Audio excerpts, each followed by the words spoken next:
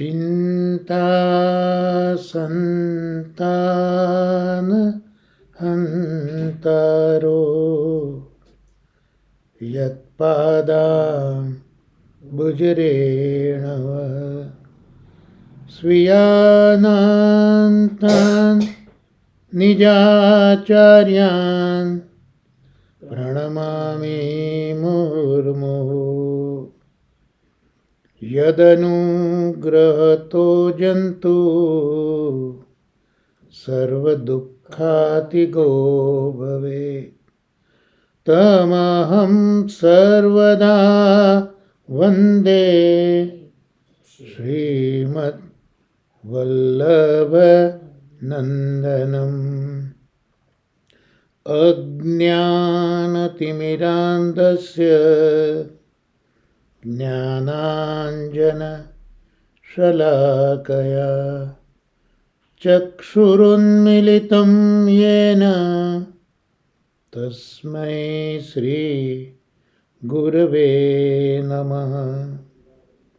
નમામિ હૃદયે શેષે લીલા ક્ષીરાબ્ધિશાયિનમ લક્ષ્મી સહસ્ર લીલાભી સેવ્યમાનં કલાનિધિં ચતુર્ભિશ્ચ ત્રિભિસ્તથા ષડભિર્વિરાજતેયોऽસૌ પંચધા હૃદયે મમ. શ્રી મહાપ્રભુજીના અનુગ્રહથી અને ભગવદીઓ 84-252 ભગવદીઓની કાનીથી આજે વાર્તા સાહિત્યમાં શેઠ પુરુષોત્તમદાસ ક્ષત્રિય એમની વાર્તાનું અવગાહન શેઠ પુરુષોત્તમદાસની આડીથી આપણે કરીશું. આમ તો 84 વૈષ્ણવની વાર્તાના પુસ્તકમાં વિગતવાર પ્રસંગો લખેલા જ છે, પણ શ્રી ગોકુલનાથજી મહારાજે ભાવસિંધુ, વાર્તા રહસ્ય આ બધા પુસ્તકોના દ્વારા આ ભગવદીઓ વિશે કંઈક વિશેષ જાણકારી આપવાનો શ્રમ આપી લીધો છે. તો શેઠ પુરુષોત્તમદાસની વાર્તા પ્રસંગોમાં આપણે પ્રવેશ કરીએ શ્રી વલ્લભના અનુગ્રહથી અને શ્રી હરિરાય ચરણોના આશીર્વાદથી. એ પહેલાં શેઠ પુરુષોત્તમદાસ વિશેનો જે ભૌતિક ઇતિહાસ છે તેનું આપણે થોડુંક દર્શન શ્રી ગોકુલનાથજી મહારાજના અનુગ્રહથી જોવાનો પ્રયત્ન કરીએ. તો આ શેઠ પુરુષોત્તમદાસ એ ક્ષત્રિય એટલે જ્ઞાતિ એ ક્ષત્રિય છે, પણ દરેક જ્ઞાતિમાં પાછી પેટા જ્ઞાતિ હોય, તો આ ચોપડા ક્ષત્રિય છે. જેમ પદ્મનાભદાસજીની વાર્તામાં પણ આપણે એક શેઠ પુરુષોત્તમદાસ આવેલા હતા જે ચોપડા ક્ષત્રિય હતા. અહીંયા આ પુરુષોત્તમદાસ એ ચોપડા ક્ષત્રિય છે. એમનો જન્મ 1535માં રાયપુર જિલ્લાની અંદર જે ચંપારણ્ય છે એની પાસે એક ચતુર્ભુદ્રપુર નામનું ગામ છે, જેને ચોડાનગર તરીકે પણ ઓળખવામાં આવે છે. તો એમનો જન્મ અહીંયા ચોડાનગરમાં થયો હતો. શ્રી વલ્ભાચાર્યજીના પ્રાગટ્ય પછી લગભગ 1-2 મહિના પછી આ પુરુષોત્તમદાસ ક્ષત્રિયનો જન્મ થયો છે.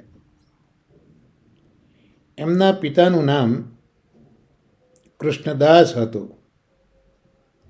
હવે એમના પિતા એ ખૂબ જ દ્રવ્ય સંપન્ન હતા અને એટલે એ શ્રેષ્ઠી તરીકે, શેઠ તરીકે ઓળખાતા હતા. હવે એમના પિતા એ રતનપુરના રાજા હતા જગન્નાથસિંહ દેવ. એમના વંશજમાં એક રાજા થયા ભુવનેશ્વર. એમના આમાત્ય તરીકે શેઠ પુરુષોત્તમદાસના પિતા કૃષ્ણદાસ હતા. એટલે આ જે જગન્નાથસિંહ દેવનો ઉલ્લેખ કર્યો રાજાનો, એ પૂજ્ય ગોકુલનાથજી મહારાજના સંશોધન પ્રમાણે વિક્રમ સંવત 1417ના સમયમાં આ જગન્નાથસિંહ દેવ હતા અને એમના વંશમાં રાજા ભુવનેશ્વર થયા અને એમના અમાત્ય એ આપણા પુરુષોત્તમદાસ શેઠના પિતા કૃષ્ણદાસ હતા. હવે વિક્રમ સંવત 1533ની વાત કરે છે.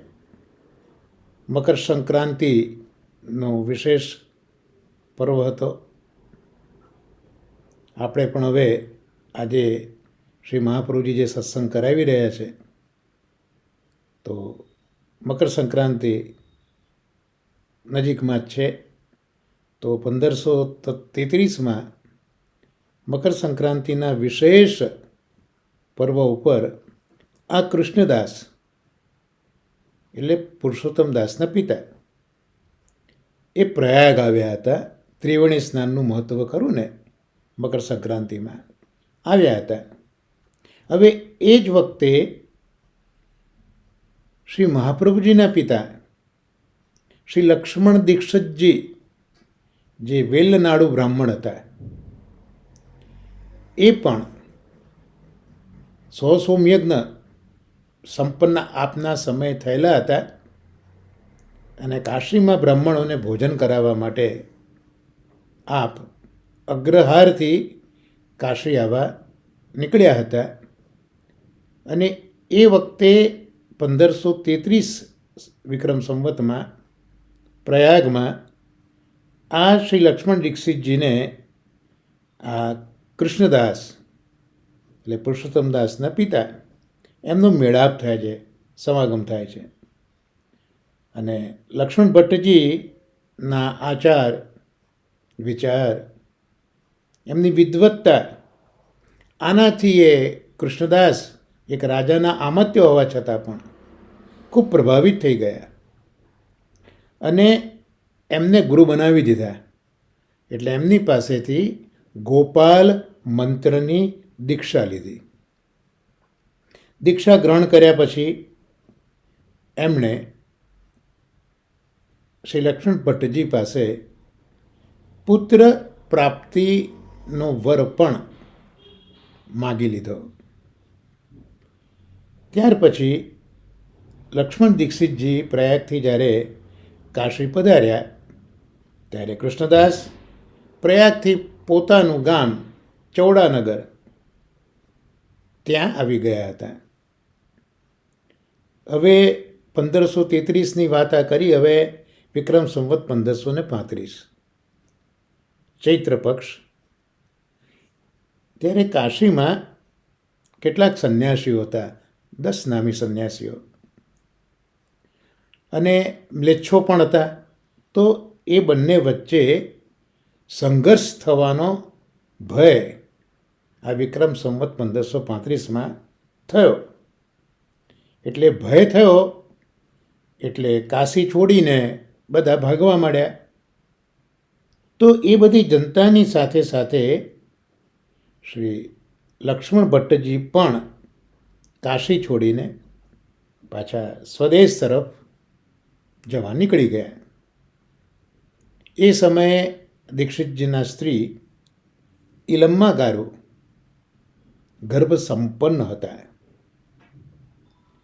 તેમણે રાયપુર જિલ્લાના ચંપારણ્યમાં વ્રજ મહિના પ્રમાણે વૈશાખ વદ 10 ઉપરાંત 11 રવિવારની રાત્રિના પ્રથમ પ્રહરે બાળકનો જન્મ આપ્યો. અહીંયા વ્રજ હિસાબથી વૈશાખ મહિનો કયો એટલે ગુર્જર પ્રમાણે ચૈત્ર મહિનો આવે, પણ એ દસમ હતી વદ પક્ષની ઉપરાંત 11ની શરૂઆત હતી. રવિવાર હતો, રાત્રિનો પ્રથમ પ્રહર હતો અને બાળકનો જન્મ થયો. અને આ જ બાળક એ જગદગુરુ શ્રીમદ વલ્લભાચાર્યજી હતા. ત્યાર પછી દીક્ષિતજી તે બાળકને લઈને કેટલાક દિવસ ચોડાનગરમાં જ આ કૃષ્ણદાસને ત્યાં જ રહ્યા. જો આ રિટ્રોસ્પેક્ટિવલી જોઈએ તો રાત્રિના સમયે જે આ પ્રસવ થયો હતો, અંધારું હતું, ત્યારે ઇલમ્મા ગારુજીએ આ બાળકને મૃત જાણીને પોતાની પાસેની સાડી હતી એ થોડી ફાડીને મીટાડીએ બાળકને એક વૃક્ષની બખોલમાં મૂકી દીધો હતો. અને પછી આ દીક્ષિતજી અને ઇલમ્મા ગારુજી અહીંયા ચોડાનગર આવ્યા હતા પોતાના સેવક કૃષ્ણદાસને ત્યાં, અને ત્યાં સ્વપ્ન થયું છે શ્રી લક્ષ્મણ ભટ્ટજીને અને ઇલમ્મા ગારુજીને. એટલે એ સ્વપ્નના આધારે જ પાછા જે જગ્યાએ ગર્ભસ્રાવ થયો હતો ત્યાં આવ્યા ને એ વખતે આ અગ્નિના કુંડમાં આ બાળક હસતું ખેલતું જોયું. ઇલમ્મા ગારુજીને લાગ્યું મારું જ બાળક છે. શ્રી લક્ષ્મણ ભટ્ટજી કહે છે કે સતી જાઓ, તમારું બાળક હશે તો અગ્નિ રસ્તો આપશે. અને મા દોડ્યા છે અને વલ્લભને છાતી સરસો ચાંપી લીધો છે. તો આ રીતે વલ્લભનો જન્મ થયા પછી પાછા એ બાળકને લઈને અહીંયા ચોડાનગરમાં પાછા કૃષ્ણદાસને ત્યાં જ આવીને લક્ષ્મણ ભટ્ટજી અને ઇલમ્મા ગારુજી રહ્યા છે આ પુત્રને લઈને. અને ત્યાં કૃષ્ણદાસને ત્યાં ચોડાનગર રહ્યા. એ જ અરસામાં, એ જ ગાળા દરમિયાન કૃષ્ણદાસને પણ શ્રી દીક્ષિતજીએ પુત્ર પ્રાપ્તિ માટેનું વર આપેલો હતો. તો કૃષ્ણદાસને ત્યાં પણ એક પુત્રનો જન્મ થયો. અને આ પુત્ર કોણ? એ જ આપણા આ વાર્તા સાહિત્યના ચરિત્ર નાયક શેઠ પુરુષોત્તમદાસ. કૃષ્ણદાસે પોતાના આ પુત્રને અતિ શ્રદ્ધાપૂર્વક લક્ષ્મણ દીક્ષિતજીની સન્મુખમાં જ જન્મથી જ જેને યશ અને તેજ પ્રાપ્ત થયા હતા એવા શ્રીમદ વલ્લભાચાર્યજીના ચરણમાં સમર્પિત કરી દીધો. થોડા સમય પછી કાશીનો ઉપદ્રવ પેલો શાંત થયો, જે 10 નામી સંન્યાસી અને મ્લેચ્છો વચ્ચેનો હતો. તે ઉપદ્રવ શાંત થયો. એટલે હવે દીક્ષિતજી લક્ષ્મણ ભટ્ટજી પુનઃ કાશી જવાની તૈયારી કરે છે અને પોતાના વિચારને આ કૃષ્ણદાસ શ્રેષ્ઠીની આગળ રજૂ કરે છે. એટલે શ્રેષ્ઠીએ રસ્તા દરમિયાન જે આવશ્યક તૈયારીઓ જોઈએ તે બધી કરી આપી, સાથે ઘોડા, મનુષ્ય વગેરેનો પ્રબંધ પણ કરી આપ્યો. હવે લક્ષ્મણ ભટ્ટજી એટલે દીક્ષિતજી કાશીમાં આવ્યા, ત્યાં જ નિવાસ કર્યો. હવે વિક્રમ સંવત 1540ની વાત, જ્યારે શ્રી વલ્લભ 5 વર્ષના થયા એ વખતે લક્ષ્મણ ભટ્ટજીએ તેમને યજ્ઞોપવીત આપવાનો નિશ્ચય કર્યો. આ વાતની જાણ કૃષ્ણદાસ શ્રેષ્ઠીને થઈ, એટલે એ પણ ચોળાનગરથી કાશી આવ્યા અને યજ્ઞોપવીતનો સર્વ દ્રવ્યનો વ્યય એ આ કૃષ્ણદાસ શ્રેષ્ઠીએ જ કર્યો. આ પ્રકારે કૃષ્ણદાસે દીક્ષિતજીને સેવા દ્વારા પ્રસન્ન કરી દીધા અને પછી દીક્ષિત લક્ષ્મણ ભટ્ટજીની આજ્ઞા પ્રાપ્ત કરીને પુનઃ આ કૃષ્ણદાસ શ્રેષ્ઠી પોતાના વતન ચૌડામાં આવ્યા. હવે સંવત આગળ વધે છે 1545. 1540માં યજ્ઞોપવીત શ્રી વલ્લભને થયો છે. 1535માં પ્રાગટ્ય, 1540માં યજ્ઞોપવીત અને હવે 1545 જ્યારે લક્ષ્મણ ભટ્ટજીના દેહ ત્યાગને 1 વર્ષ થયું હતું. એ અરસામાં કૃષ્ણદાસ અમાત્ય, એ પોતે અમાત્ય પદથી નિવૃત્ત થયા, એટલે અવકાશ પ્રાપ્ત કરીને કાશી આવીને રહેવા લાગ્યા. પણ જો આપણે શ્રી વલ્લભના જીવનચરિત્રને જાણીએ છીએ કે 11 વર્ષના શ્રી વલ્લભ હતા અને આપે માતૃચરણ આગળ આજ્ઞા લઈ અને પ્રથમ યાત્રાનો આરંભ આપે કરી દીધો હતો. એટલે જ્યારે અહીંયા કૃષ્ણદાસ શ્રેષ્ઠી એ કાશીમાં સ્થિર થવા આવ્યા ત્યારે આ લક્ષ્મણ ભટ્ટજી કે એમના કુટુંબની તપાસ કરી, પરંતુ ત્યાં કોઈ પ્રાપ્ત ન થયું, કોઈ મળ્યું નહીં, કારણ કે ત્યાં કોઈ હતા જ નહીં. એટલે કૃષ્ણદાસે અહીંયા જ પોતાને રહેવા માટે એક મકાન ખરીદી લીધું અને એમાં પછી સહકુટુંબ રહેવા લાગ્યા. એટલે આપણા વાર્તાનાયક પુરુષોત્તમદાસ પણ એ રીતે કાશીમાં પિતાની સાથે આવી ગયા અને અહીંયા જ કૃષ્ણદાસે પોતાના પુત્ર પુરુષોત્તમદાસનું લગ્ન પણ કર્યું. લગ્ન પછી હવે વિક્રમ સંવત 1548ની વાત, એમાં આ કૃષ્ણદાસ શ્રેષ્ઠી એમનું અવસાન થયું. એટલે સ્વાભાવિક છે એમના પુત્ર પુરુષોત્તમદાસ શ્રેષ્ઠ બન્યા અને સ્વતંત્ર રીતે એ વાણિજ્ય વગેરે કરવા લાગ્યા. આ અરસામાં જ શેઠ પુરુષોત્તમદાસને કનોજના દામોદરદાસ સંભલવાળાનો સમાગમ થયો છે. અને આપણે દામોદરદાસ સંભલવાળાની વાર્તા પણ વાંચી ગયા છે, જે ત્રિવેણી માટે જ આવ્યા હતા અને પુરુષોત્તમદાસ સાથે એમનો સંબંધ સારો હતો અને એમને એક તાંબાનું પત્ર પ્રાપ્ત થયું હતું જેની આકૃતિનું ભેદ કોઈ ઉકેલી નહોતું શકતું અને શ્રી વલ્લભાચાર્યજીએ એ ઉકેલ્યો હતો. આ આપણે વાર્તા સાહિત્યમાં જોયું છે. તો એ અરસામાં શેઠ પુરુષોત્તમદાસ ને આ કનોજના દામોદરદાસ સંભલવાળાનો સમાગમ થયો. હવે એ દામોદરદાસ સંભલવાળાને કૃષ્ણદાસ મેઘને વાત કરી હતી અને વલ્લભાચાર્યજીના યશનું ગાન આ કૃષ્ણદાસ મેઘને દામોદરદાસ સંભલવાળાને કહ્યું હતું અને એ જ શ્રી વલ્લભાચાર્યજીનું મહાત્મ્ય, યશ એ આ પુરુષોત્તમદાસ શેઠ એ આ દામોદરદાસ સંભલવાળા આગળથી સાંભળે છે.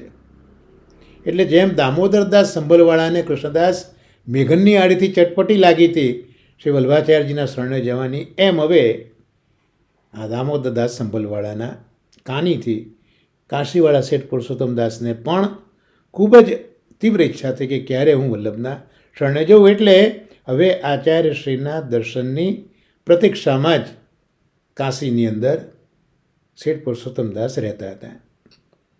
હવે સંવત આગળ વધી 1550, એમાં શેઠે પોતાનું જે ઘર હતું, પિતાએ જે ઘર બંધાવ્યું હતું એ ઘરને નવું બનાવવાનો પ્રયત્ન કર્યો અને જેવો પાયો ખોદ્યો એમાંથી એમને અઢળક દ્રવ્ય પ્રાપ્ત થયું અને સાથે સાથે એક શ્રી મદન મોહનજીનું સ્વરૂપ પણ પ્રાપ્ત થયું.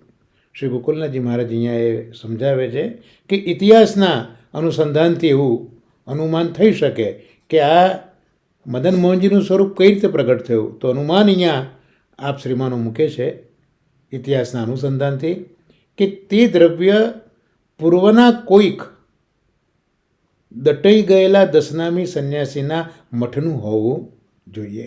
કારણ કે આપણે શરૂઆતમાં જ જોયું દશનામી સંન્યાસીઓ હતા, યવાનો સાથે ક્લેશ થતો હતો, એટલે આ એક પ્રિઝ્યુમ્પશન મૂક્યું કે એવું બની શકે કે આ દશનામી સંન્યાસીઓનો જે મઠ હોય તે આ સ્વરૂપ ત્યાં બિરાજતું હોય, આવું એક અનુમાન થયું.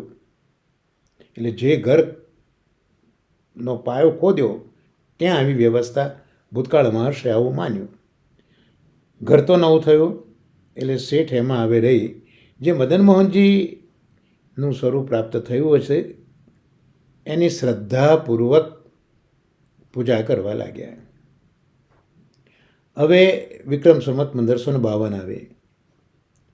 શ્રીમદ વલ્લભાચાર્યજી પ્રથમ પરિક્રમા સંપન્ન કરીને કાશી પધાર્યા છે.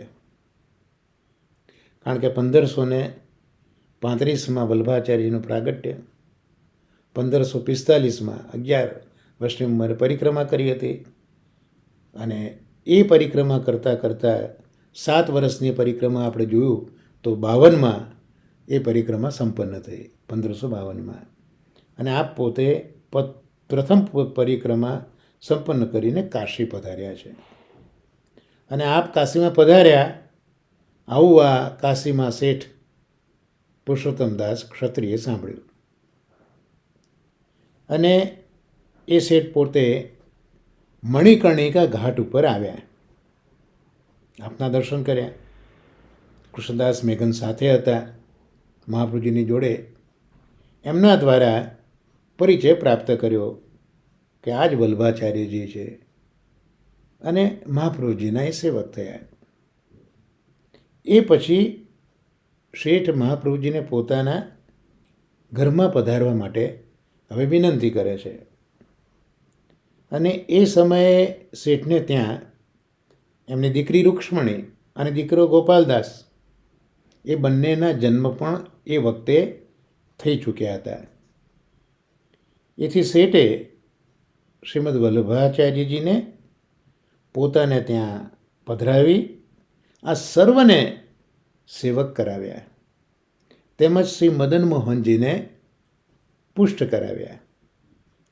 ત્યારથી શેઠજી એ મહાપ્રભુજીના અનન્યગામી સેવક બની ગયા. આપણે મહાપ્રભુજીના ચરિત્રમાં પણ જોયું હતું કે મહાપ્રભુજીના જે લગ્ન થયા, મહાપ્રભુજીની બીજી તીર્થયાત્રા પછી એ વિવાહનો બધો જ ખર્ચ એ આ કાશીવાળા શેઠ પુરુષોત્તમ દાસે જ એમના દ્રવ્યનો ઉપયોગ કરે છે. જેમ શ્રી મહાપ્રભુજીના જનોઈ ઇત્યાદિ પ્રસંગે એમના પિતાને આ જ પુરુષોત્તમ દાસના પિતા કૃષ્ણદાસે દ્રવ્ય ભેટ કરેલું, એ જ રીતે અહીંયા આવે શ્રી વલ્લભના વિવાહ પ્રસંગે પ્રસ્તાવમાં શ્રી પુરુષોત્તમ દાસે જ બધું દ્રવ્ય વિનિયોગ કરાવ્યું છે. આવા અનન્ય સેવક બની ગયા. આ શેઠની વૈષ્ણવતા જોઈને શ્રીમદ વલ્લભાચાર્યજીએ તેમને આજ્ઞા આપી કે હું તમને અષ્ટાક્ષર મંત્ર આ જે વૈષ્ણવ જીવો છે એમને શ્રવણ કરાવવાની આજ્ઞા આપું છું. એટલે નામ મંત્રની દીક્ષા આપવાનો અધિકાર પણ શ્રી વલ્લભે શેઠ પુરુષોત્તમ દાસ ક્ષત્રિયને આપ્યો છે. સાથે એમની પ્રીતિને વશ થઈને શ્રી આચાર્યશ્રી તેમના ઘરને જ કાશીના નિવાસ તરીકે પસંદ કરે છે. ત્યારથી શેઠના ઘરમાં આજ પર્યંત શ્રી મહાપ્રભુજીના બેઠક પણ વિદ્યમાન છે. આપણે મહાપ્રભુજીના બેઠકને શેઠના ઘરમાં બિરાજે છે. દંડવત પ્રણામ નિવેદિત કરીએ. અને આ શેઠને ત્યાં જ બિરાજીને મહાપ્રભુજીએ ત્યાં અડેલમાં પધાર્યા પહેલાં પત્રાવલંબન ગ્રંથની રચના કરી હતી. અને આ શેઠને ત્યાં નંદ મહોત્સવના દિવસે બધા અલૌકિક સ્વરૂપો નંદ યશોદાના પ્રગટ કર્યા હતા. એટલે શેઠે આ રીતે યાવત જીવન તન મન અને ધનથી સંપૂર્ણ શ્રદ્ધા સહિત શ્રી મહાપ્રભુજીની નિષ્કામ ભક્તિ કરી છે.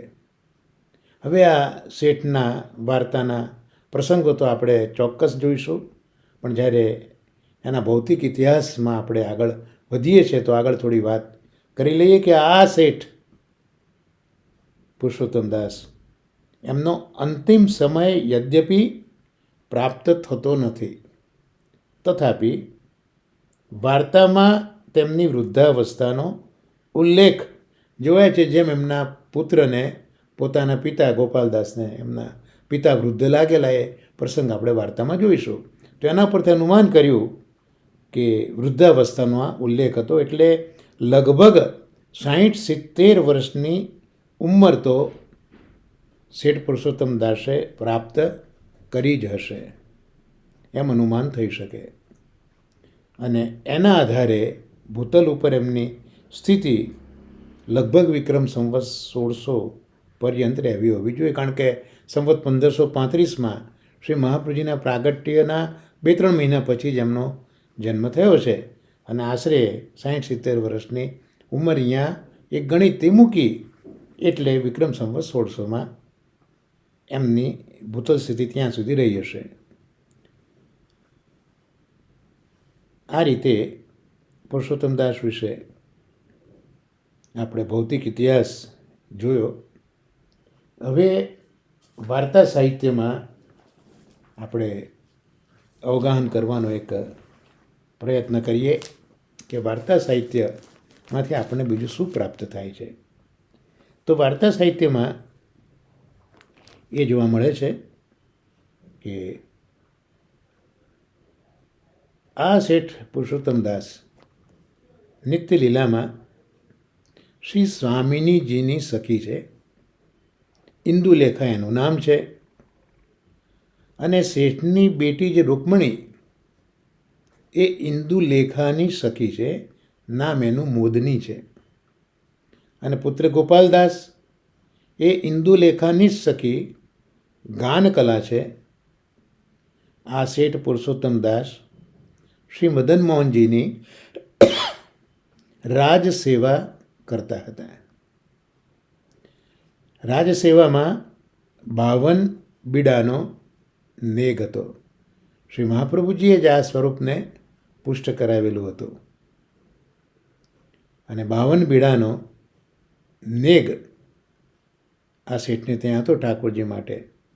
એનું કારણ પણ ભાવપ્રકાશમાં શ્રી હરિરાય ચરણો આજ્ઞા કરે છે કે ભાઈ આ નિત્યલીલાની ઇન્દુલેખા સખી છે. તો નિત્યલીલામાં એની સેવા કઈ હતી? તો નિત્યલીલામાં ઠાકોરજીને બીડા આરોગાવા આ સેવા ઇન્દુલેખા સખીની હતી. એટલે પુરુષોત્તમદાસે અહીંયા 52 બીડાનો નેગ રાખ્યો. પણ 52 બીડા જ કેમ? તો ઠાકોરજીના ભાવથી 20 બીડા અને 32 બીડા સ્વામિનીજીના ભાવથી. આમ 20 અને 32 એટલે 52. 20 બીડા ઠાકોરજીનો ભાવ અને 32 બીડા સ્વામિનીજીનો ભાવ. એનો આશય પણ શ્રી હરિરાય ચરણો કૃપાથી સમજાવે છે કે ભાઈ 20 એટલે ઠાકોરજીને પ્રિય જો કંઈ હોય તો વિશ્વાસ પ્રિય છે. ઠાકોરજીને વિશ્વાસ પ્રિય છે એટલે 20 વિશ્વા એટલે 20થી ઠાકોરજીમાં વિશ્વાસ એટલે નિશ્ચયાત્મક દ્રઢ વિશ્વાસ ઠાકોરજીમાં બતાવવા માટે 20 બીડા ઠાકોરજીના ભાવથી. અને ઠાકોરજીની સાથે સ્વામિનીજી તો સ્વામીજીને શૃંગાર પ્રિય છે, ઠાકોરજીને વિશ્વાસ પ્રિય છે, સ્વામીજીને શૃંગાર પ્રિય છે. એટલે જુગલ સ્વરૂપના શૃંગાર મૂકીએ તો 16 ઠાકોરજીના, 16 સ્વામીજીના, એટલે 16 દુ 32. તો આ પ્રકારે સ્વામીજીના ભાવથી 32 વીડા. તો સ્વામિનીજીને પણ આ રીતે આ ઇન્દુલેખા સખી જે ભૂતલ ઉપર હવે પુરુષોત્તમદાસ શેઠ છે, સ્વામીજીને પણ પ્રસન્ન કરી દીધા. એટલે અહીંયા રીરાય ચરણોએ કહે છે કે અહીંયા કહેવાનો મતલબ એ છે કે પુરુષોત્તમદાસ શેઠ જેટલી સેવા કરતા એ બધી ભાવપૂર્વક સેવા કરતા હતા. દરેક સેવા ભાવપૂર્વક હતી. એટલે એ જે ભાવવાળી સેવા, એમાં સામગ્રી, વસ્ત્રભૂષણ, એમાં પણ ભાવ એમનો વણાઈ જતો. અને એક અદ્ભુત વાત એ કરી કે મદન મોહનજીની સેવા એ ઠાકોરજીના ભાવથી અધિક શ્રી આચાર્યજી મહાપ્રભુજીના ભાવથી એ કરતા હતા.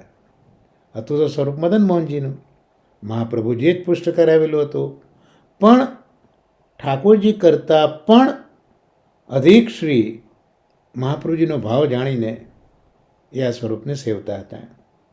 એટલે શ્રી આચાર્યજી પ્રસન્ન થઈને મદન મોહનજીના બેઉ ચરણ શ્યામ દર્શન કરાવ્યા. એટલે મહાપ્રભુજી આ જે સ્વરૂપ પ્રાપ્ત થયેલું હતું મદન મોહનજીનું, એ સ્વરૂપના ચરણને શ્યામ સ્વરૂપે દર્શન શ્રી મહાપ્રભુજીએ કરાવ્યા. એનો પણ આશય શ્રી રીરાય ચરણો કહે છે કે આમ તો સમગ્ર અંગ મદન મોહનજીનું ગૌર છે, ગૌર વર્ણ છે. એ તો આચાર્યજી મહાપ્રભુજીનું નિજ સ્વરૂપ સ્વામિનીજી સ્વરૂપ. કારણ કે સ્વામિનીજીની મહાપ્રભુજીની અધિકતા રાખી છે ને પુરુષોત્તમદાસે, એટલે સ્વામિનીજીનો વર્ણ એ ગૌર છે. એટલે શ્રી મહાપ્રભુજી સ્વામિનીજીના નિજ સ્વરૂપ હોવાથી એ ઠાકોરજીનું અંગ એ ગૌર સર્વાંગ બન્યું. અને ચરણ બંને શ્યામ, એ શ્રી કૃષ્ણના અંગનો વર્ણ ત્યાં મૂક્યો. એટલે ચરણ જે શ્યામ છે તે કૃષ્ણના ભાવથી, અને બાકીનું જે ગૌર વર્ણ એ સ્વામિનીજીના ભાવથી. તો એમાં ચરણ પણ કેમ શ્યામ એનો અભિપ્રાય સમજાવે છે શ્રી રીરાય ચરણો કે નિકુંજ વગેરે જે લીલા છે એમાં ઠાકોરજી પોતાનું બીજું સ્વરૂપ એટલે સ્વામિનીજી એમના ચરણાશ્રિત છે. આપણે ત્યાં કીર્તન પણ છે, ચાંપત ચરણ મોહનલાલ. તો નિકુંજ વગેરે લીલામાં શ્રી ઠાકોરજી પોતાનું જ બીજું સ્વરૂપ, શ્રી સ્વામિનીજી એના ચરણ આશ્રિત છે, એમના ચરણે આશ્રય રહેલા છે. ત્યાં સુધી કે ઠાકોરજીના લલાટ ઉપર જે તિલક છે એ પણ સ્વામિનીજીનો જ ચરણનો ભાવ છે, જેથી સ્વામીજીએ પોતાના પ્રેમથી, પોતાની સેવાથી ઠાકોરજીને વશ કરી લીધા છે. એટલે ઠાકોરજીના ભાવથી આચાર્યજીની સેવા બતાવી આ પ્રકારે શેઠ પુરુષોત્તમદાસ ઉપર શ્રી મહાપ્રભુજીએ અનુગ્રહ કર્યો છે. એટલે આવા મદન મોહનજીના આચાર્યજીએ પંચામૃત સ્નાન કરીને પાઠ પધરાવ્યા અને શેઠના માથે સેવા માટે પધરાઈ આપ્યા. તો આ શેઠ પુરુષોત્તમદાસના ભૌતિક ઇતિહાસ, શ્રી મહાપ્રભુજીના શરણે આવ્યા તે પહેલાં લીલાનું સ્વરૂપ, એ બધું આપણે જોયું. અને આટલું જોયા પછી આપણે વાર્તા પ્રસંગ પહેલો જોઈએ. હવે પહેલા વાર્તા પ્રસંગમાં એવું આવે છે કે કાશી ક્ષેત્ર એના જો કોઈ મુખિયા હોય તો વિશ્વેશ્વર મહાદેવ છે. એટલે આ શેઠ કાશી મુખ્ય વિશ્વેશ્વર મહાદેવ, જે કાશીના રાજા કહેવાય, એમના દર્શન કરવા કોઈ દિવસ જતા નહોતા. તો એક દિવસ આ વિશ્વેશ્વર મહાદેવ સ્વપ્નમાં આ પુરુષોત્તમદાસ ચોપડા ક્ષત્રિયને કહી રહ્યા છે કે ભાઈ આ કાશી ગામ છે એનો નાતો તમે નથી રાખતા તો કંઈ નહીં, પણ એક વૈષ્ણવનો નાતો તો રાખો, કારણ કે મહાદેવજી પણ વૈષ્ણવ છે. વૈષ્ણવાનામ યથાસંભવ શ્રીમદ ભાગવતના 12મા સ્કંદમાં સુખદેવજીની આ વાણી છે. એટલે માધવજી કહે છે ભાઈ ગામનો નાતો સંબંધ ન રાખો તો કંઈ વાંધો નહીં, પણ વૈષ્ણવ તરીકેનો તો નાતો રાખો અને કોઈક વખત તો અમને મહાપ્રસાદ આપ્યા કરો. આવું મહાદેવજી સ્વપ્નમાં પુરુષોત્તમદાસને કહે છે. એટલે આ સાંભળીને સવારના શેઠ પુરુષોત્તમદાસ સેવામાં પહોંચે છે. મહાપ્રસાદનો ડબરો અને બીડા લઈને વિશ્વેશ્વર મહાદેવના દેવાલય તરફ ચાલવા લાગે છે. ત્યારે ગામના લોકોને ખૂબ આશ્ચર્ય થયું, કારણ કે અત્યાર સુધી તો શેઠ જતા નહોતા, હવે આજે કેમ જાય છે? શેઠ તો કોઈ દિવસ આવતા નથી, તો આજે કેમ આવે છે? આજે કેમ આવ્યા? એટલે એક પેલી કુતૂહલ વૃત્તિ ને, જિજ્ઞાસા ને કુતૂહલ, એટલે કેટલાક લોકો શેઠજીની સાથે સાથે ચાલવા લાગ્યા. તો શેઠ આવ્યા વિશ્વેશ્વર મહાદેવ પાસે અને જે મહાપ્રસાદનો ડબરો હતો, બીડા હતા, 4 બીડા હતા, એ આ મહાદેવજીને ધરી દીધા અને પછી શ્રી કૃષ્ણ સ્મરણ કર્યા. જય શ્રી કૃષ્ણ, શ્રી કૃષ્ણ સ્મરણ કર્યા. ત્યાંથી ઊભા થઈને ચાલવા લાગ્યા. ત્યારે આજે શૈવપંથી બ્રાહ્મણો બધા, ખૂબ મોટા મોટા બ્રાહ્મણો, જેમાંના કોકની સાથે તો મહાદેવજી વાત પણ કરતા, તો આવા મોટા મોટા શૈવ બ્રાહ્મણો એ વખતે હતા.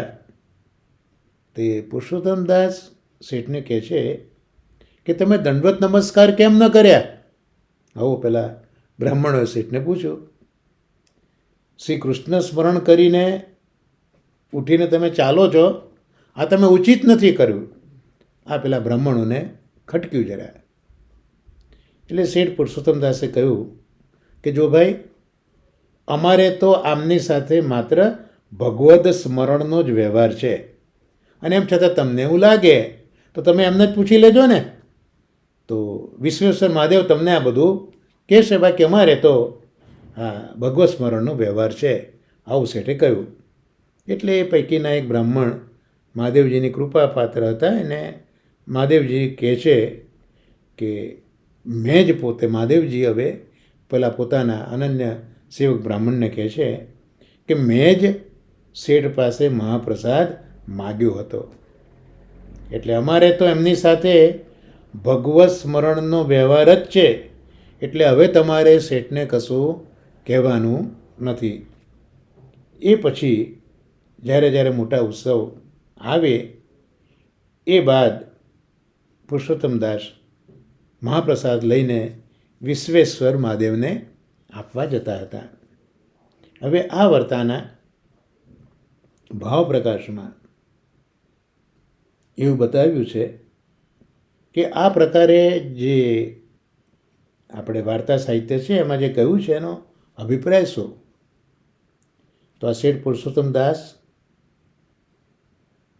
હવે સેવક બન્યા. મહાદેવજી જે આજ્ઞા કરે છે સપનામાં, એનું કારણ શું કે અત્યાર સુધી શેઠ પુરુષોત્તમદાસ મહાપ્રભુજીના સેવક નહોતા, હવે સેવક થયા.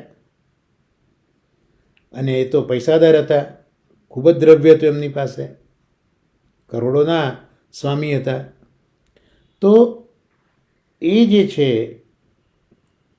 એ હવે દ્રવ્યના માટે લોકો હવે આ શેઠની આજ્ઞા પાળશે. મહાદેવજીને આ થયું કે હવે દ્રવ્ય માટે પણ લોકો શેઠની આજ્ઞા પાળશે. એટલે મહાદેવજી હવે એ વિચારે છે કે હવે બધા અનન્ય થઈ જશે. એટલે પુરુષોત્તમદાસ જેવા અનન્ય છે એવા બધા થઈ જશે. અને આવું થશે તો જે મારું મહાત્મ્ય છે, મહાદેવજી વિચારે છે કે મારું મહાત્મ્ય છે, એ પણ ઘટી જશે. અને ભગવદ આજ્ઞા તો એવી થઈ છે મારા ઉપર કે કલયુગના જીવોને તમે બહિર્મુખ કરો.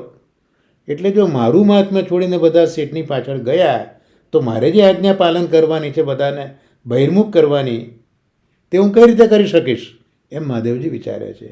અને શેઠ પુરુષોત્તમદાસ ને તો ભક્તિ ફેલાઈ છે, અને ભક્તિ ફેલાવી છે તો પછી એમનું કંઈ ચાલે નહીં. એટલે મહાદેવજીએ આ ઉપાય કર્યો અને શેઠજીને મહાપ્રસાદ આપી જવાનું કહ્યું. એટલે બધા લોકો મહાદેવજીના દેવાલય પણ જાય. અને જો કોઈ લડે કે ભાઈ કેમ જાય છે તું મહાદેવજીને ત્યાં, તો કહે કે ભાઈ શેઠજી જો મહાદેવજીના દર્શન કરવા જાય છે તો અમે ના જઈએ. મહાદેવજી તો બહુ મોટા ભગવદીય છે. આ પ્રકારે જે કેટલાક જીવો અધિકારી નહોતા એ બધા બહિર્મુખ થયા.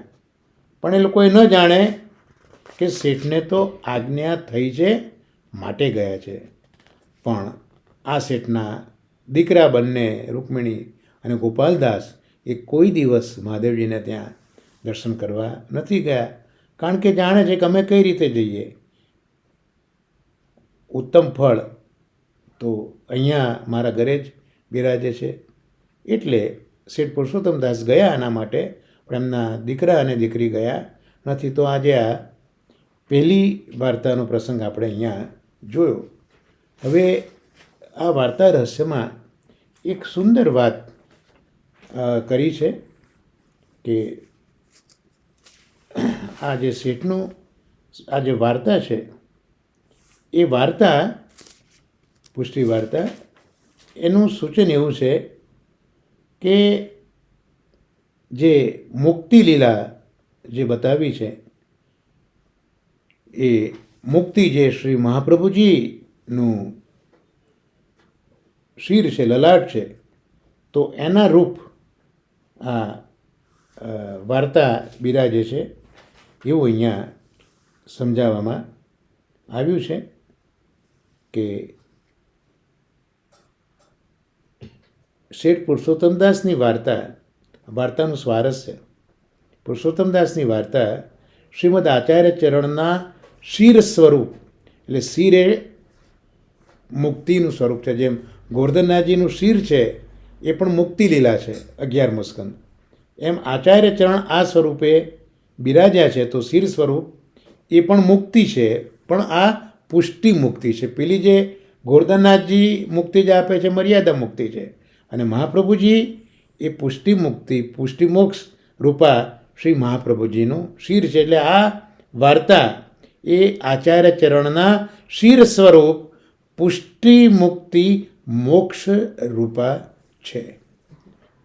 એટલે હવે એ જે મુક્તિ છે એ જીવ પ્રયત્નથી મળે, ઈશ્વર કૃપાથી મળે. તો અહીંયા ઈશ્વર કૃપાથી આ મુક્તિ પ્રાપ્ત થયેલી છે. એટલે શ્રી મહાપ્રભુજીના જે 6 ધર્મો અને પુષ્ટિમાર્ગીય 3 ધર્મો એ બધા અહીંયા આ પુરુષોત્તમદાસના ચરિત્રમાં બિરાજે છે. એટલે શ્રી આચાર્ય ચરણ પુરુષોત્તમદાસમાં પુષ્ટિ મુક્તિને સ્થાપી એમની દ્વારા મર્યાદા મુક્તિ ક્ષેત્ર કાશીમાં પ્રગટ કરી. એથી પુષ્ટિની ઉત્કર્ષતાએ આપનો યશ કાશીમાં પણ ફેલાયો, અને તે દ્વારા આપનું મસ્તક શિવપુરી કાશીમાં પણ સદા ઉન્નત રહ્યું. એટલે કાશીમાં આપે કરેલા ધ્વજારોહણનો સંકેત પણ આનું જ સૂચન કરે છે. ત્યારથી જ કાશીમાં આજ પર્યંત પુષ્ટિની વિજય પતાકા ફહેરાય છે. અને ત્યાં આજે પણ માયાવાદી શૈવોમાં આંશિક ભક્તિ તો જોવા મળે છે. એ પુષ્ટિ ભક્તિનો પ્રગટ વિજય છે. એટલે અહીંયા હવે જે આ પ્રસંગો છે એની અંદર પણ મહાપ્રભુજીના ધર્મો બતાવેલા છે. મહાપ્રભુજીના 6 ધર્મ અને પુષ્ટિમાર્ગના 3 ધર્મો, મોક્ષ સહિતના. એટલે જે પ્રથમ પ્રસંગ આપણે આ જોયો મહાદેવજીવાળો, તો એ પ્રસંગમાં શ્રી ગોકુલનાથજી મહારાજ સમજાવે છે કે આ પ્રસંગમાં તામસ મૂળ જીવોના ઈશ્વરરૂપ મહાદેવજીની અહીંયા ઓળખ આપી કે જે મૂળ જીવો છે, તામસ જીવો છે, એમના જો કોઈ ઈશ્વર હોય તો એ મહાદેવ છે. તો મહાદેવજી પ્રસાદની યાચના કરે છે અને શેઠજીને પ્રસાદ આપે છે. તો આ વસ્તુમાં શેઠ નહીં, પણ શેઠમાં રહેલ શ્રી મદાચાર્ય ચરણનો ઐશ્વર્ય ધર્મ, એનું સ્મરણ આ વાર્તામાં આપણે કરવાનું છે. તો આ પહેલા પ્રસંગમાં જે ઐશ્વર્ય પુરુષોત્તમદાસનું દેખાયું એ વાસ્તવમાં શ્રી એમાં રહેલા મુક્તિ સ્વરૂપ શ્રી મહાપ્રભુજી એનું આ ઐશ્વર્ય ધર્મ છે. એમાં પહેલો પ્રસંગ આપણને સમજાવે છે. તો બસ આજે આપણે આ પહેલા પ્રસંગ સુધી અવગાહન કર્યું શેઠ પુરુષોત્તમદાસનું. અને હવે આપણા બીજા પ્રકારમાં શરીરાય ચરણોના શિક્ષાપત્રનું આગળ આપણે અવગાહન કરીશું. અને ત્યાં ચોથા શિક્ષાપત્રમાં આપણે 23 અને 24મો શ્લોક જોયો હતો, જેમાં ચિંતા વ્યક્ત એ કરી હતી કે ભાઈ સત્પુરુષોનો સત્સંગ જો ન મળ્યો તો ચિત્ત પછી સંતોષમાં, પ્રસન્નતામાં રહેતું નથી. અને એમાંય જો દૈવી યુગે મહાપુરુષજીના ચરણકમલનો આશ્રય પણ શિથિલ થયો તો પછી અમારી ગતિ શું થશે? ત્યાં આશ્વાસન આપેલું હરિરાય ચરણોએ કે લૌકિક ક્લેશનો જો સંબંધ થાય ને તો એ જ પ્રભુની, હરિની અંગીકૃતિનું લક્ષણ છે. અને એમાં કારણ બતાવ્યું કે લૌકિક ક્લેશ હંમેશા વૈરાગ્ય કરાવે. અને એમાં આપણે રાજા અંગ, બેનના પિતા ચિત્રકેતુ રાજા અને પેલી પિંગલા, એનું ભાગવતમાંથી ગયા સત્સંગમાં આપણે મહાપ્રભુજીની કૃપાથી અવગાહન કર્યું હતું. તો હવે આ શ્લોકના વિવેચન ઉપર શ્રી ગોપીસિંહ મહારાજ શું કહે છે, ચાલો આપણે એ બી જોઈ લઈએ. તો સત્સંગનો અભાવ હોય, ભગવદીયનો સંગ ન થાય તો પણ મનમાં તો શ્રી આચાર્યજીના ચરણકમલનો આશ્રય ન જ ત્યજવો.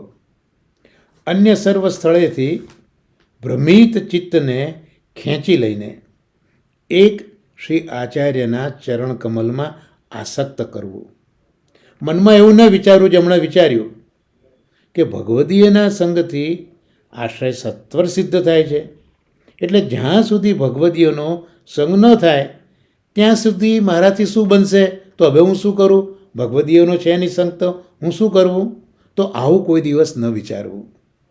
જે થવાનું હશે તે થશે. મને હવે સત્સંગીન રાખ્યો તો હું શું કરું? મારું જે થવાનું થાય, મને સત્સંગીન રાખ્યો તો હું શું કરું? પણ આવો વિચાર મનમાં ન કરવો.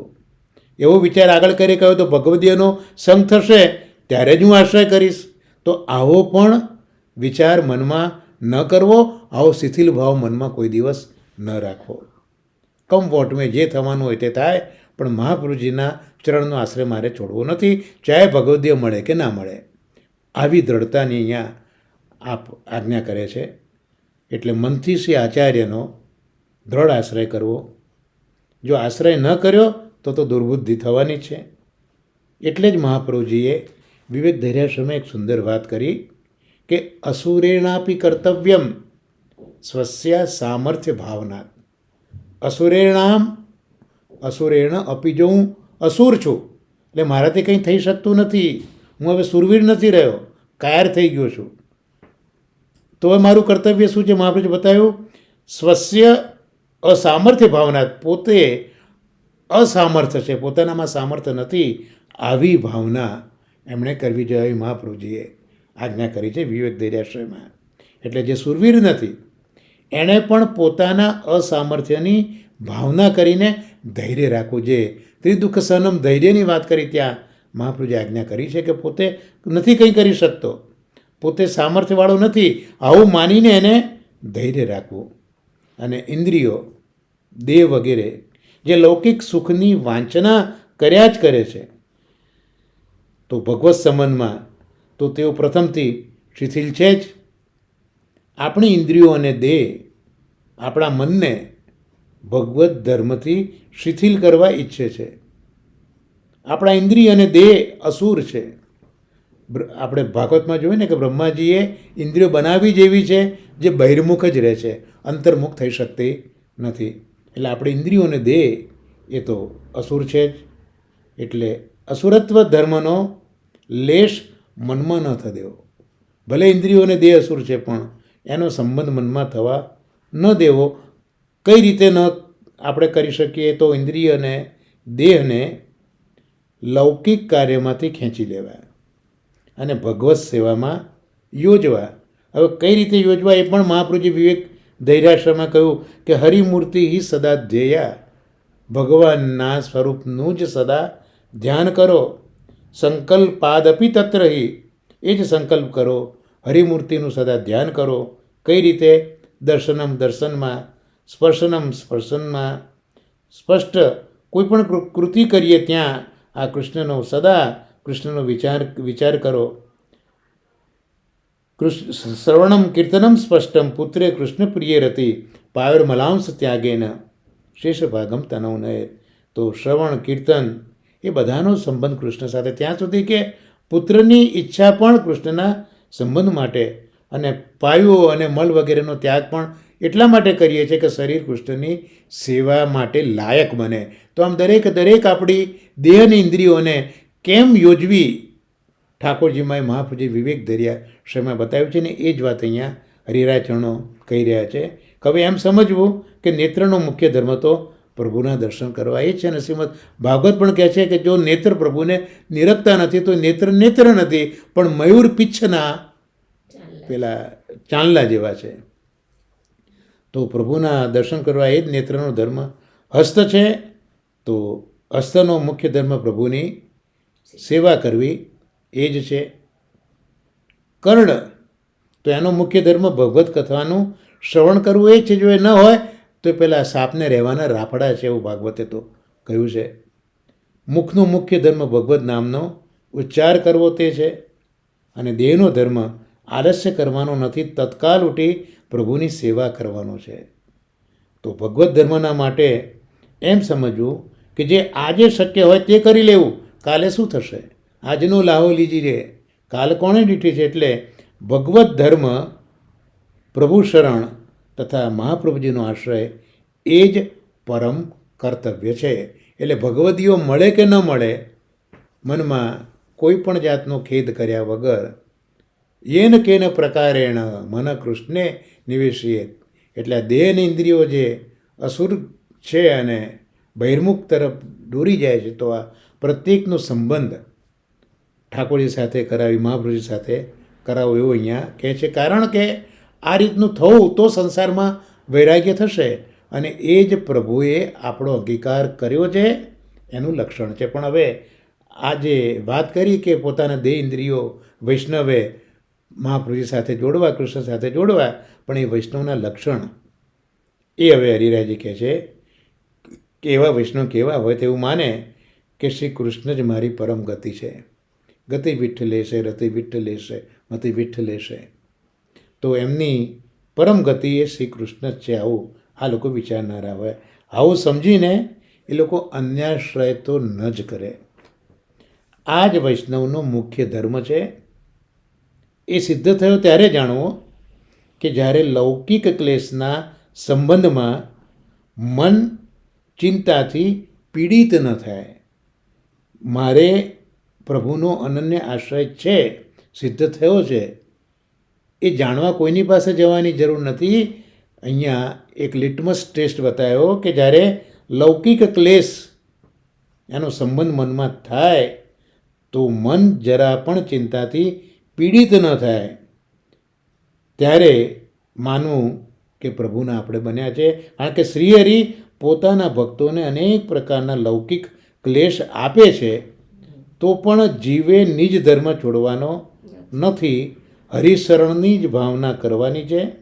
મનમાં ચિંતા ન રાખવી એ જ અંગીકૃત વૈષ્ણવનું લક્ષણ છે. જે નવરત્નમાં મહાપ્રભુજીએ આજ્ઞા કરી કે ચિંતા કાપી ન કાર્યા નિવેદિતાત્મભી કદાપી. તે એક વખત મહાપુરુષે સંબંધ કરાવ્યો છે, પછી ભગવદીઓ મળ્યા કે ન મળ્યા, દુસ્સંગ મળ્યો, હવે શું થશે, એ પ્રકારની કોઈ ચિંતા અંગીકૃત જીવોએ કરવાની નથી. એ જ વાત અહીંયા આપણને યાદ કરાવે છે કે મનમાં ચિંતા ન રાખવી, હરિશરણની જ ભાવના કરવી. હરિશરણમ એ જ અંગીકૃત વૈષ્ણવનું લક્ષણ છે. દ્રષ્ટાંત સરસ આપ્યું આપણે વાર્તા સાહિત્યમાં. વિઠ્ઠલદાસની વાત જોઈ ગયા છે, જે ગુસાઈજીના સેવક હતા અને નારાયણદાસને ત્યાં એ નોકરી કરતા હતા. અને એક વખત પૈસાના હિસાબમાં કંઈક ફેર પડ્યો અને નારાયણદાસે એમને કોટડીમાં ઘાલ્યા અને ચાબુકો મારતા હતા. પણ આ વિઠ્ઠલદાસને ગુસાઈજી મહારાજે શરણે લીધા પછી વિવેક ધૈર્યાશ્રય ગ્રંથ સમજાયો છે. એટલે એ વિવેક ધૈર્યના આશ્રય ત્રણે આ વિઠ્ઠલદાસજીમાં એટલા બધા દ્રઢીભૂત થઈ ગયા હતા કે આટલો બધો માર પડ્યો, ચામડી ઉખડી ગઈ, છતાં પણ એમને નારાયણદાસને કહ્યું નથી કે હું વૈષ્ણવ છું. પણ જ્યારે ગુસાઈજી પધાર્યા અને આ વિઠ્ઠલદાસનું દેહ જોયું, ત્યારે આ નારાયણદાસને ખબર પડી. પણ વિઠ્ઠલદાસે કહ્યું નથી કે હું વૈષ્ણવ છું, એટલો તો વિચાર કરો ના. નારાયણદાસને કહ્યું નથી. ગુસાઈજી પધાર્યા, વિઠ્ઠલદાસ એમના દર્શનાર્થે ગયા. ગુસાઈજીએ દુર્દશા જોઈ. વિઠ્ઠલદાસને પ્રશ્ન કર્યો કે તારી દશા આવી કેમ થઈ? ત્યારે વિઠ્ઠલદાસ ફરિયાદ નથી કરતા. વિઠ્ઠલદાસ ધૈર્ય બતાવે છે, અંગીકૃતિ પુરવાર કરે છે કે દેહના દંડ તો હે રાજ ભોગવે જ છૂટકો છે ને. ત્યારે ગુસાઈજી નારાયણદાસને કહે છે કે આ પ્રકારે તું મારે છે તો તને જીવ પર દયા નથી આવતી. નારાયણદાસ બચાવ તો કરે છે કે મને ખબર નથી કે વૈષ્ણવ છે. ત્યારે ગુસાઈજી કહે છે ખબર નહોતી વૈષ્ણવ છે, પણ જીવ છે એટલી તો તને ખબર હતી ને. એમ નારાયણદાસને પણ ટપાર્યા છે શ્રી ગુસાઈજી મહારાજે. આ બધું નારાયણદાસની વાર્તામાં આપણે જોઈ ગયા છે. આ તો જસ્ટ રિવિઝન કર્યું આપણે. ત્યારે વિઠ્ઠલદાસે પ્રત્યુત્તર આપ્યો હતો કે દેના દંડ તો ભોગવે જ છૂટકો. શ્રી ગુસાઈજી નારાયણદાસને કહે છે કે આ પ્રકારે મારે તને જીવ પર દયા નથી આવતી. આ દ્રષ્ટાંતથી સારી નીકળે કે વૈષ્ણવની પરીક્ષા કરવા હરિ ક્લેશ આપે છે. ભાઈ આ તો હરિની પરીક્ષા છે, એટલે નિજ જન્મ છે એ નિજ જનને જ આવી પરીક્ષા કરાય ને, અને પાસ કરવાનો જ છે ને, એટલે જ આવી પરીક્ષા એ કરે છે. એટલે જે વૈષ્ણવની પરીક્ષા કરવી હોય ત્યારે હરિ ક્લેશ આપે છે, અને ક્લેશ ધૈર્યથી સહન કરવા. ત્રિદુઃખ સહનમ ધૈર્યમ. શ્રી આચાર્યજી વિવેક ધૈર્યાશ્રયમાં આ આશ્રયનું રક્ષણ કેમ થાય, કયા દુઃખમાં આપણે પ્રભુનો આશ્રય છોડવાનો વિચાર આવી જાય છે, હરિશરણ છોડવાનો વિચાર કઈ પરિસ્થિતિમાં આવે છે, એનું વર્ણન વિવેક ધૈર્યાશ્રયમાં કર્યું છે. અહીં કે પારલોકે ચ સર્વથા શરણમ હરિ. આલોક કે પરલોક એમાં હંમેશા શરણ તો મારે શ્રી હરિનું જ છે. પછી ગમે તે પરિસ્થિતિ, દુઃખ હાનવ, દુઃખની હાનિ થઈ, પાપ કંઈ થઈ ગયું, પાપનો ભય થઈ ગયો, કંઈક ભય થયો, કામ વગેરે હેરાન કરે છે એ પૂરા થતા નથી, ભક્તનો દ્રોહ કરી દીધો, ભક્તને અપમાનિત કરી દીધો, ભક્તિનો અભાવ થયો કે ભક્ત હોય એને અતિક્રમણ કર્યું, અશક્ય છે કે સુશક્ય છે. આ બધી જ પરિસ્થિતિમાં સર્વથા શરણમ હરિ, આ શ્રી મહાપ્રભુજીની આજ્ઞા છે. એટલે આ લોક અને પરલોકની બાબતોમાં સર્વથા શ્રી હરિનું શરણ કરવું. ચાહે દુઃખની હાનિ હોય, તથા પાપ હોય, ભય હોય, કામાદિની અપૂર્તિ હોય, ભક્તકૃત દ્રોહ હોય, ભક્તિનો અભાવ હોય કે ભક્તનો પણ અભાવ હોય, ભક્ત અતિક્રમણ કરી જાય, એમાંય પાછું અશક્ય હોય કે સુશક્ય હોય, સર્વ અર્થમાં એકમાત્ર હરિશરણ જ એ સાચા વૈષ્ણવનું લક્ષણ છે. આવા વચનનો વિચાર કરી યાવત બને એટલું લૌકિક વૈદિક દેહ સંબંધી દુઃખોમાં ચિંતાતુર ન થતાં એક આપણા પ્રભુના જ શરણે રહેવું, આ અંગીકૃત વૈષ્ણવનું લક્ષણ છે. તો આ સાથે આજના આ ચોથા શિક્ષાપત્રના 24મા શ્લોકના અવગાહનના અંતે આજનો આ સત્સંગ નિશ્ચિતપણે શ્રી વલ્લભાચાર્યજીના ચરણકમલમાં જ આપણે સમર્પિત કરવો પડે. કારણ કે શેઠ પુરુષોત્તમદાસનું જે ઐશ્વર્ય છે એ ઐશ્વર્ય સ્વરૂપે પણ વલ્લભ છે. અને આટલી બધી કપરી પરિસ્થિતિમાં પણ ધૈર્યને આશ્રય શીખવનારા પણ શ્રી વલ્લભ છે. તો શ્રી વલ્લભના ચરણકમલમાં આજના સત્સંગને નિવેદિત કરી આશ્રયપદનું ગાન સાથે આપણે સાથે કરીશું. દૃઢઈન ચરણન કેરો ભરોસો, દૃઢઈન ચરણન કેરો, શ્રી વલ્લભન કહે ચંદ્ર છટા બિન, સબ જુગમાં જ અંધેરો ભરોસો, દૃઢઈન ચરણન કેરો, साधन और नहीं आकली में जासूं होत निवेरो, सूर कहा कहे दुविधा धरो, बिना मोल को चेरो भरोસો, दृढ़ चरणन केरो. श्री वल्लभाधीश की जय. श्याम सुंदर श्री अમને મહારાણી की जय. श्री गोवर्धन नाथ की जय. સર્વે વૈષ્ણવને મારાના વર્ષાના ભગવત સ્મરણને વંદન.